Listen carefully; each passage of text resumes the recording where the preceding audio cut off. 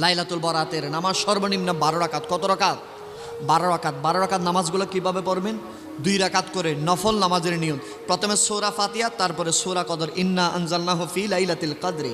এই সূরা কদর এবং দ্বিতীয় রাকাতে সূরা ফাতিহার পরে যেটা জমহুর মত, সেটা হচ্ছে 3 বার সূরা ইখলাস। কতবার?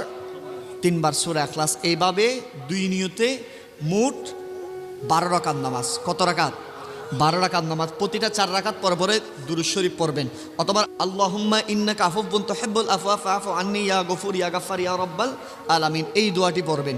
এইভাবে যদি 12 রাকাত সর্বনিম্ন নামাজ পড়েন, আমার আল্লাহ সে ব্যক্তির 100 বছরের গুনাহ মাফ করে দিবেন।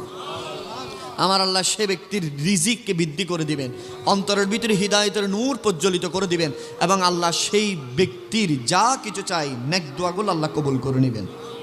আমরা পারবো ইনশা। আরো জোরে বলেন ইনশা। আমরা সবাই